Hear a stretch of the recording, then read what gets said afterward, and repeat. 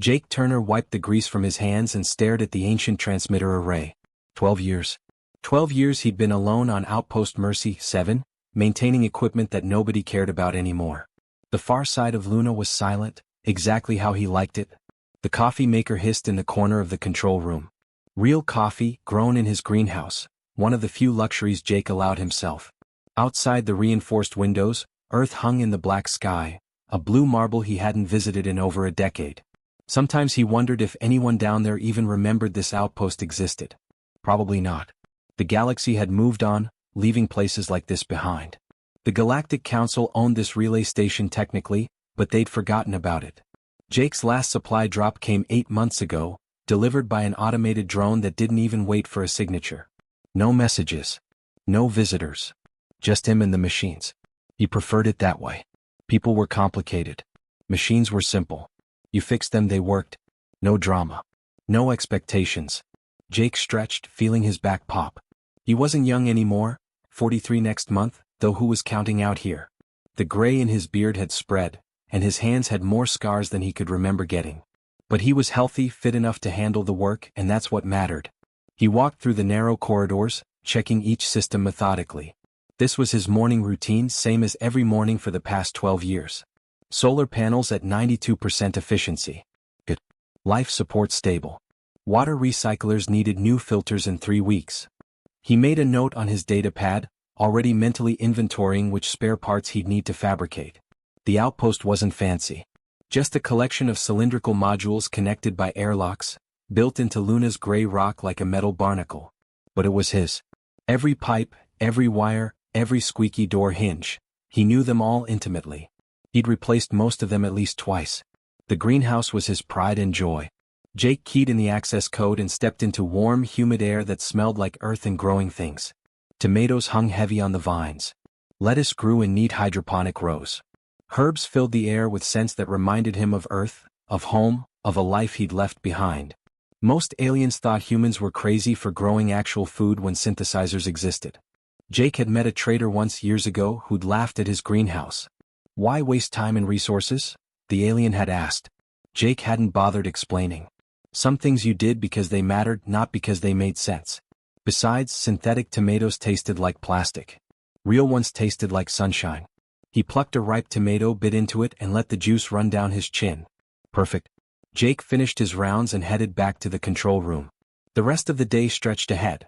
Routine maintenance, maybe fix that squeaky bearing in airlock 3, definitely calibrate the deep space receivers. Boring work. Peaceful work. Exactly what he wanted. The alarm shattered the silence like a hammer through glass. Jake's coffee mug slipped from his hand, shattering on the metal floor. Brown liquid splashed across his boots, but he didn't notice. The proximity sensors screamed warnings across every screen, red lights flashing in a panic he'd never seen in 12 years. 10 contacts. Massive. Descending fast from high orbit.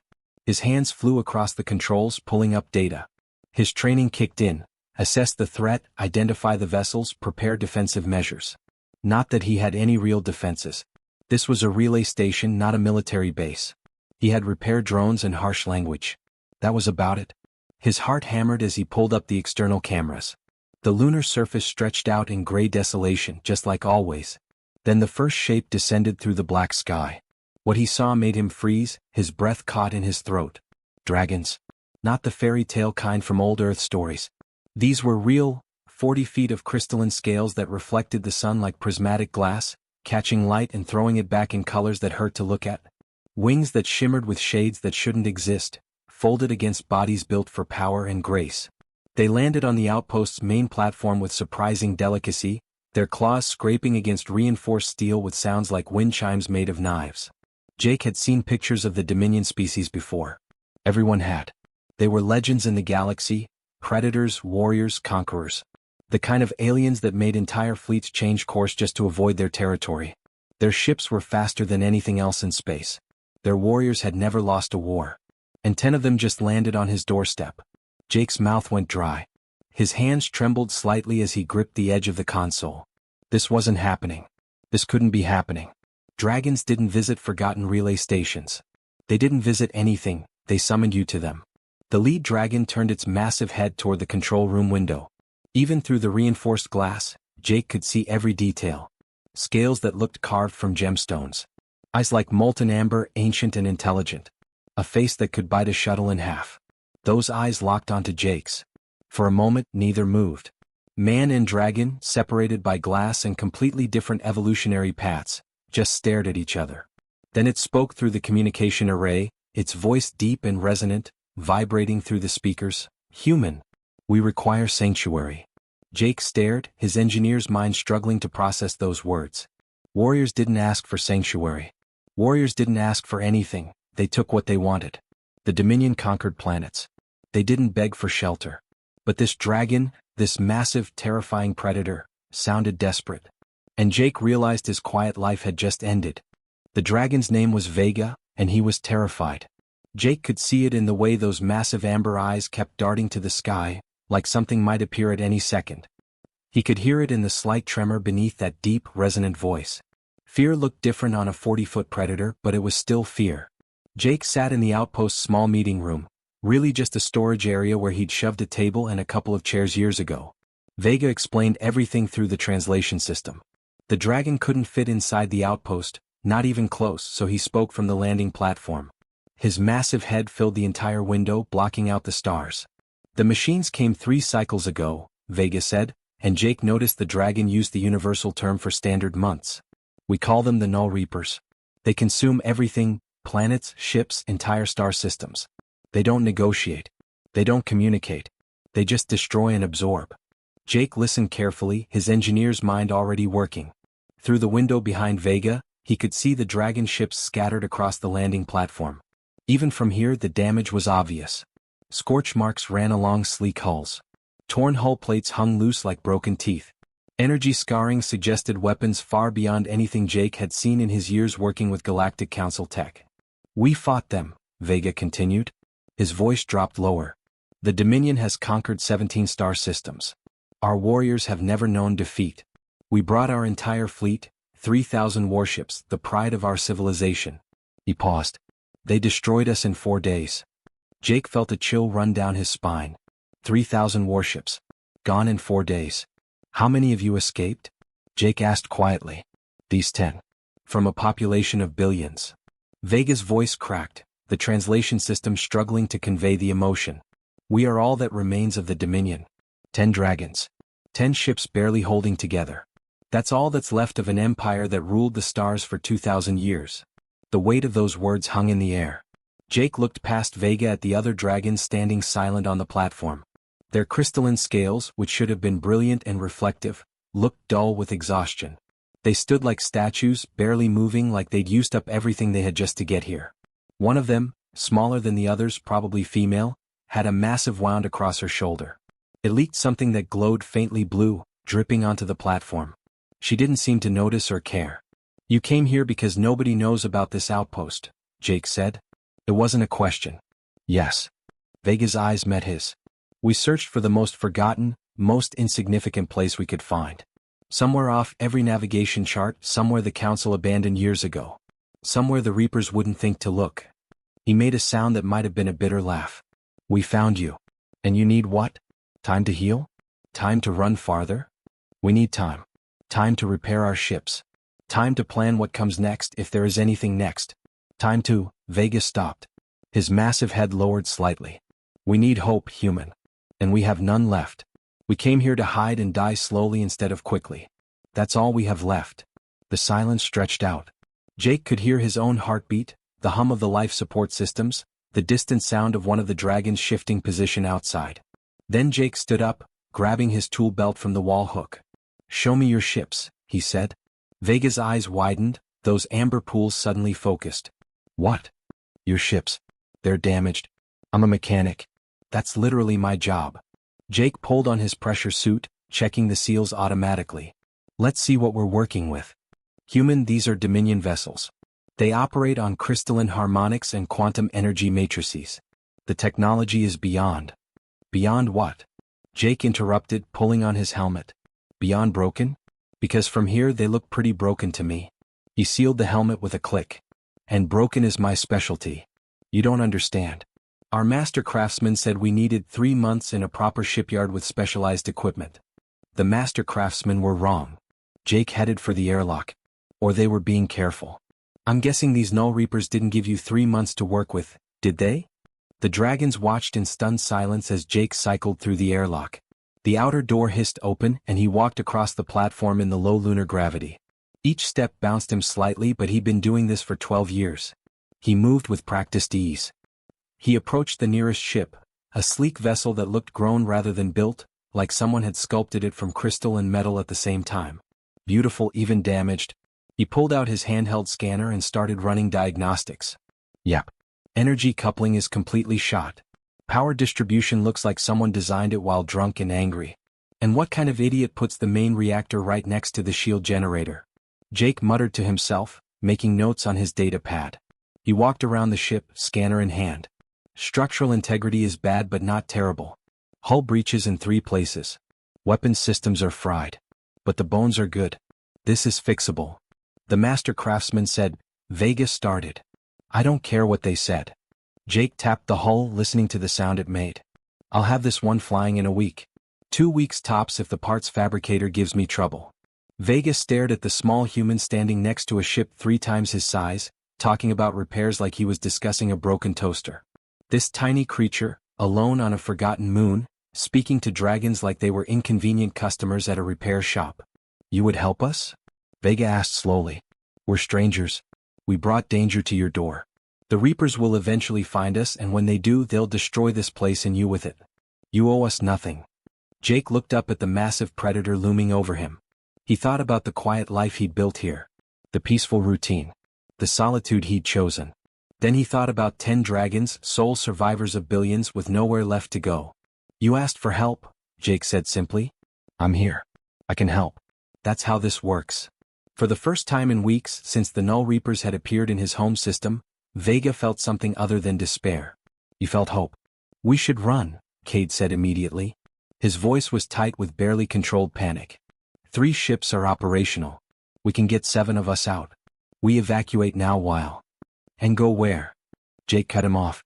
His eyes stayed fixed on the sensor display, watching those 15 contacts move closer. They'll track you. Hunt you down. You said yourself they consumed your entire fleet. Running just delays the inevitable. Then we fight, Vega growled. The dragon's scales shifted to deep crimson, a color Jake's translator said meant battle rage. We die with honor. We die fighting. No. Jake pulled up a 3-dimensional schematic of the outpost on his main screen. His fingers moved across the controls, highlighting sections, marking positions. We think. The dragons crowded around the control room window, watching the human work. Jake's face had gone completely calm, his earlier panic replaced by intense focus. He pulled up inventory lists, power grid layouts, equipment manifests. Things that made no sense for a battle. What are you doing? Beth asked. Planning. Jake zoomed in on the landing platform. Humans fought wars for 10,000 years before we met aliens. We learned some tricks along the way.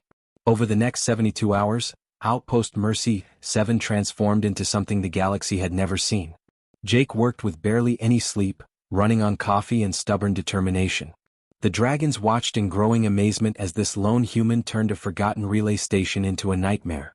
He started with the mining drones, slow, clumsy robots designed for asteroid processing. Jake reprogrammed every single one, filling their cargo holds with volatile fuel cells and rigging them for remote detonation. They're not fast enough to be weapons, he explained while working. But the Reapers don't know that. They'll waste time and ammunition destroying them.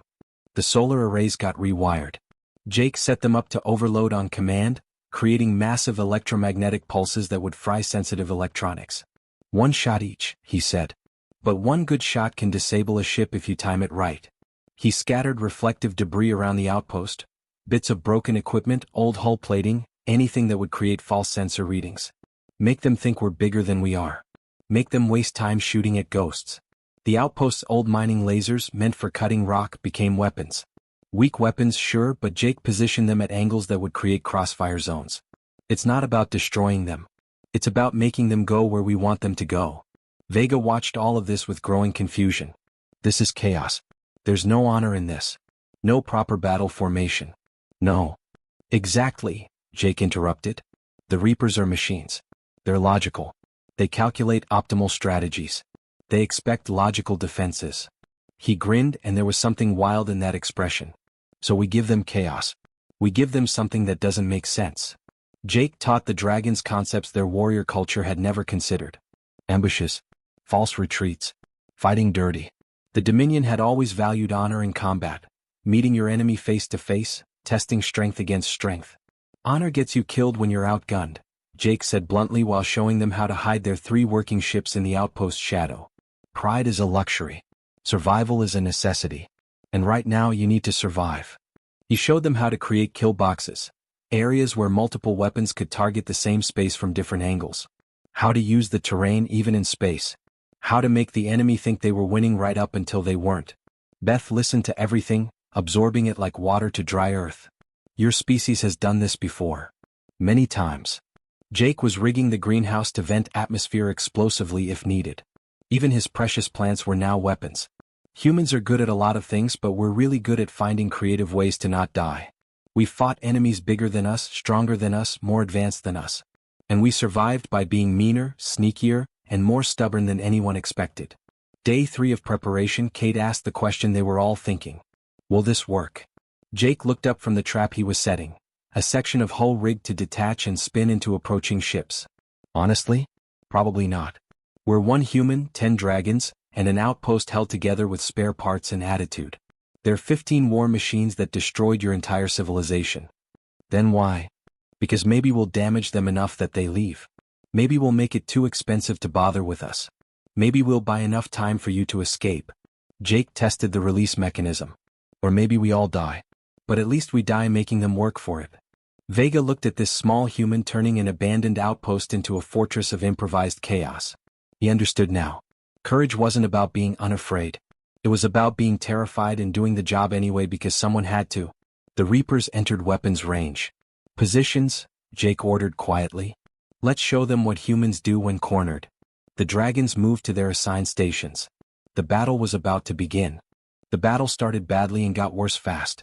The Null Reapers opened with a coordinated strike that should have destroyed the outpost's shields in the first volley. Their weapons were precise, calculated, targeting the exact weak points in the station's defenses. Jake watched the energy beams lance through space, brilliant and deadly.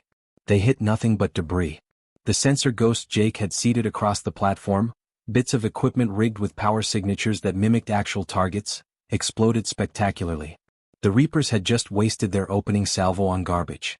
Now, Jake shouted into the comm. He triggered the first trap. The solar arrays overloaded in sequence, exactly like he programmed them.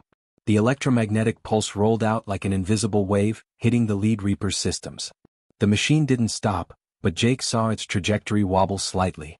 Its targeting systems were scrambled just for a few seconds. 3 seconds of confusion. Jake had learned to make 3 seconds count. Launch the drones, he ordered. The mining drones rocketed off the platform, slow, clumsy things that looked like flying bricks. The Reapers adapted instantly, their weapons systems rerouting around the EMP damage. They started shooting the drones out of space with methodical efficiency. The machines were fast, accurate. They destroyed every single drone within 30 seconds. They didn't notice the drones were filled with fuel cells until they started detonating. The explosions weren't huge. Mining drones weren't built to carry serious ordnance. But they were close. Real close. And the shockwaves from 15 simultaneous explosions sent 3 Reapers tumbling off course, their perfect formation broken. Dragons, pattern delta. Jake called over the comm. His hands flew across the controls, adjusting power flow, redirecting sensors, keeping track of 15 enemy contacts and 10 friendly ones all at once. The 3 operational dragon ships launched from hidden positions on the far side of the outpost. They didn't attack head-on like the Dominion normally would.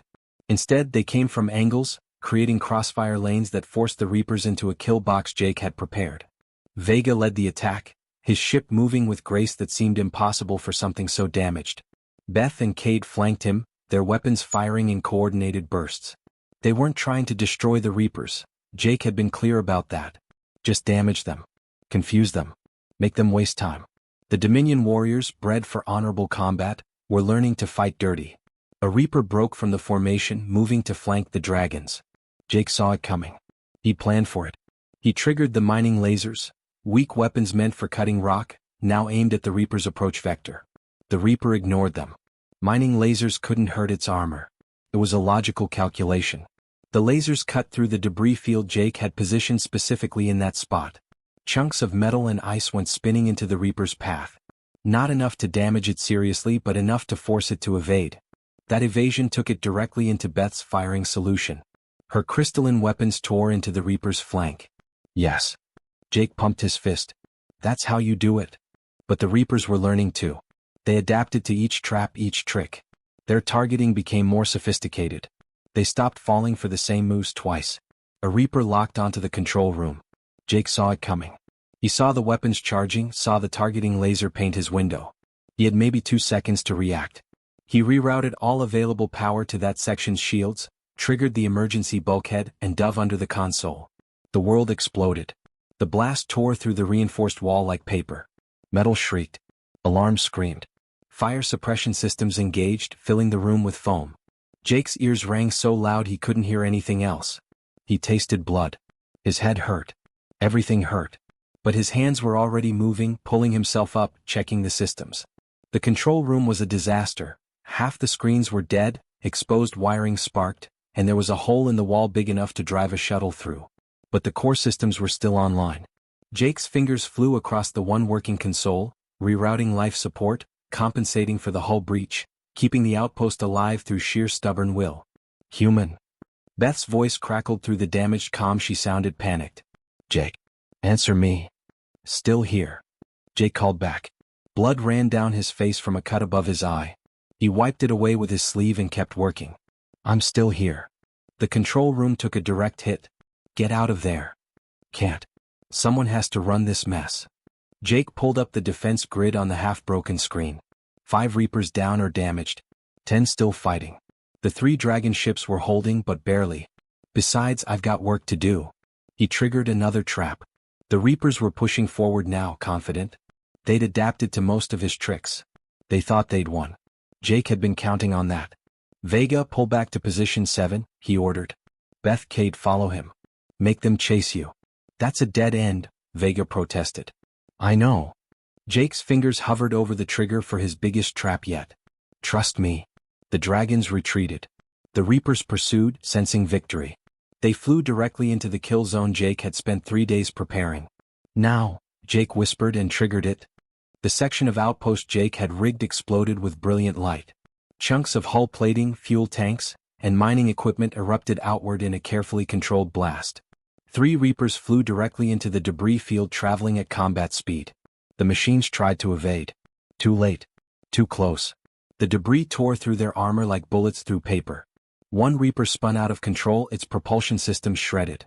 Another lost its weapons array entirely. The 3rd took damage across its sensor cluster and went dark. Got you, Jake breathed. But there were still 7 functional Reapers, and they were learning. They stopped falling for his tricks. They adapted to each trap faster than Jake could spring new ones. Their attack patterns became more sophisticated, more unpredictable. The main power grid took a hit.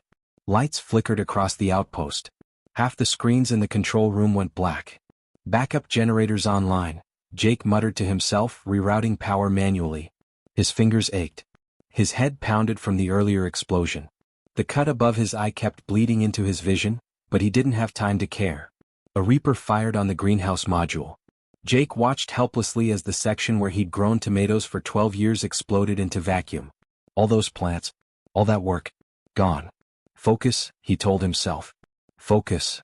The backup generators lasted 40 minutes before they overloaded. Jake switched to batteries without missing a beat. Battery power meant limited systems. He had to choose what stayed online. Weapons or life support, shields or communications. He chose weapons. Always choose weapons. You can hold your breath. You can't fight in the dark. Jake, we're losing power.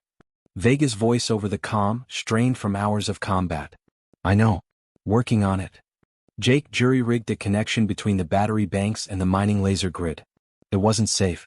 It probably wasn't even legal by Galactic Council standards. But it worked. A Reaper broke through the perimeter defenses and headed straight for the docking platform where the damaged Dragon ships sat. The ones that couldn't fly. The dragons still inside them couldn't escape. Jake made a split-second decision. He vented the atmosphere in the entire outer ring of the outpost. The explosive decompression created a massive blast of air that caught the Reaper broadside, knocking it off course just enough. Beth took the shot. Her ship swooped in, weapons blazing, and tore the Reaper apart. But venting that much atmosphere meant losing half the station's air reserves. Jake's pressure suit alarms started screaming. He had maybe an hour of breathable air left in the sections that still had any. "Doesn't matter," he said out loud. "We either win in an hour or we don't win at all." The battle raged on. 6 hours total. 6 hours of constant crisis management, of fixing things as they broke, of holding together an outpost that was falling apart piece by piece. When the targeting computer failed, Jake aimed the weapons manually, using nothing but visual tracking and gut instinct. When the shield generator died, he redistributed what little power remained to create rotating shield bubbles, protecting one section at a time, cycling through them faster than the Reapers could track. When a Reaper breached the outer hull near the living quarters, Jake did something insane. He overloaded the life support in that section deliberately, creating a pressure wave that blew the machine back out into space. The section was destroyed, but the Reaper went with it. The dragons watched all of this in growing amazement. They'd been fighting for hours too, their ships taking damage, their energy reserves depleting. They were exhausted, hurting, ready to accept the end. But Jake wouldn't stop. He took hit after hit. The outpost fell apart around him. Fire broke out in 3 sections. The hull was breached in a dozen places. Every system was either destroyed or failing. And Jake just kept working. Vega saw it then. Real courage. Not the absence of fear, but the refusal to let fear win. Jake was terrified. Vega could hear it in his voice over the comm, see it in how his hands shook between repairs. But terror didn't matter. The job mattered. Keeping his friends alive mattered. "Fall back to position 12, Jake ordered. His voice was hoarse from shouting, weak from exhaustion. "Beth, cover Cade's damaged thruster. Vega, you're on point." They moved like they'd been fighting together for years, not days. The dragons had learned Jake's style, chaotic, unpredictable, absolutely refusing to quit. The final Reaper lined up for a killing shot at the control room. Jake saw it coming. No shields left. No power for evasive maneuvers. No tricks remaining. He stood at his ruined console, hands steady despite everything, and waited. Then Beth's ship, her damaged, barely functional ship held together with Jake's improvised repairs, rammed the Reaper at full speed. The explosion lit up the lunar surface like a second sun. "Beth!" Jake screamed. "Still here?" Her voice came through weak and crackling. "Ship's destroyed, but I'm okay." When the sensors cleared, the remaining Reapers were retreating. Damaged. Confused. They'd lost 8 machines, taking down what should have been an easy target. Easier prey existed elsewhere. Jake slumped in his chair, every muscle screaming. The outpost was wrecked. His home of 12 years was a disaster. He'd need months to repair it. But they'd survived. "Did we win?" Beth asked over the comm. Jake laughed, the sound half hysteria, half relief. "We didn't lose. Close enough.